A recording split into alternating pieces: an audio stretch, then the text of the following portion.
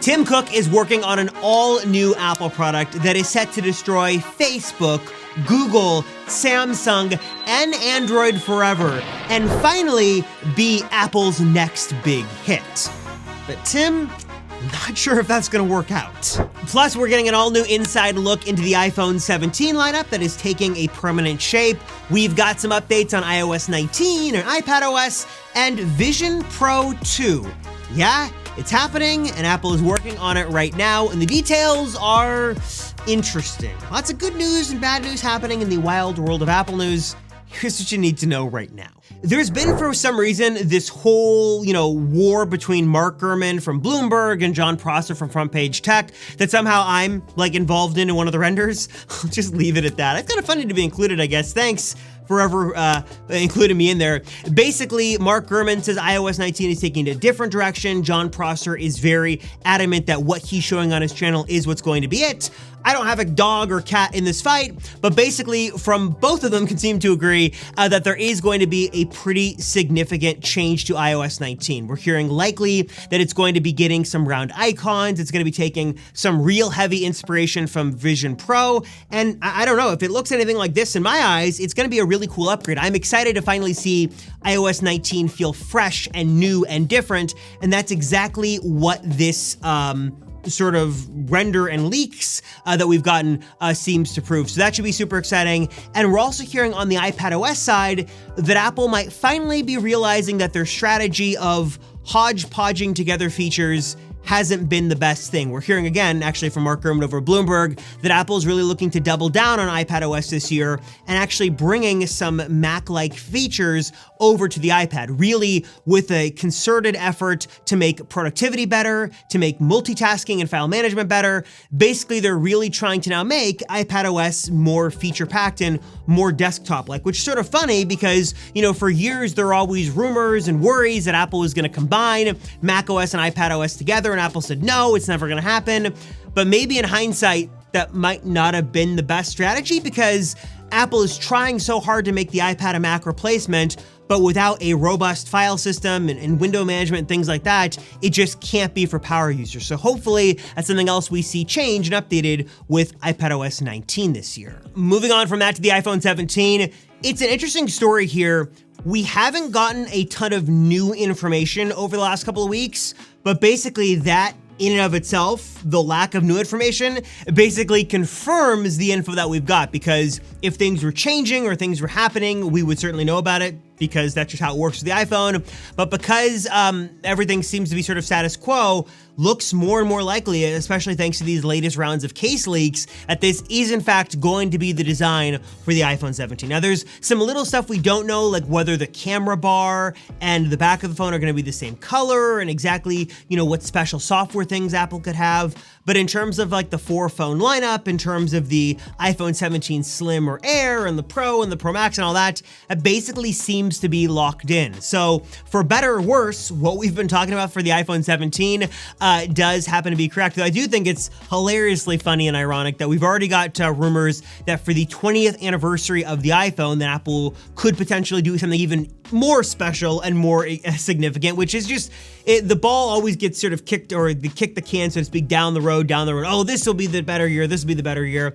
Hopefully iPhone 17 is as good as the rumors suggest right now. But yeah, what we've heard for the last couple of weeks is still the story, just so we're all up to date on what is coming with the iPhone 17 lineup later on this September. But while we don't have any new info on the iPhone 17, we actually do have some pretty juicy nuggets of leaks to talk about. That's a weird phrase, but that's what it is, for the iPhone Fold. For whatever the reason is, over the last couple of days, a bunch of leaked specs have come out on the iPhone Fold from different sources, and it looks like it's shaping up to be pretty exciting.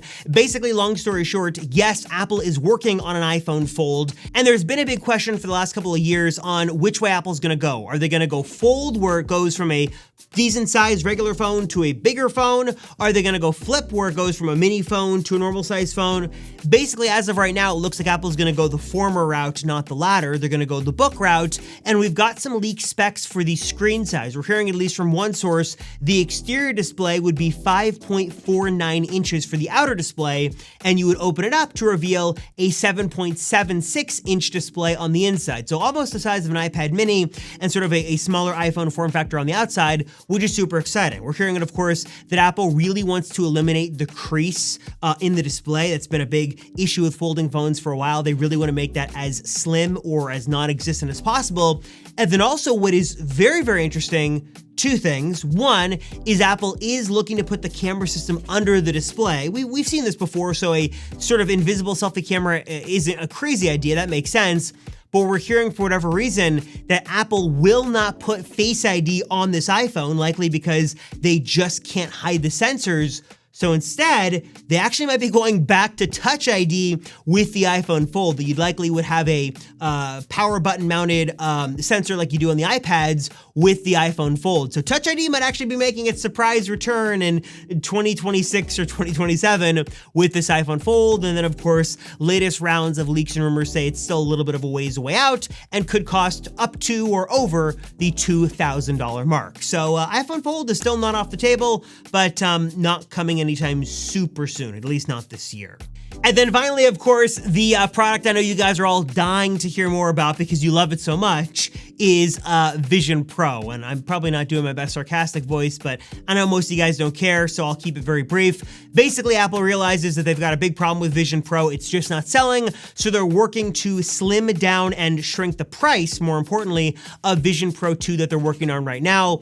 Basically, the idea with Vision Pro 2 is it's gonna be more tethered, so Apple's gonna not try to ignore the tether, but lean into it, because they're going to require either a Mac or an iPhone or some other external device to do a lot of the powering and the brain operations of this thing, and then have a lighter, cheaper headset. So price should come down, power should come down, but it's gonna shift somewhere else for the next generation of Vision Pro 2.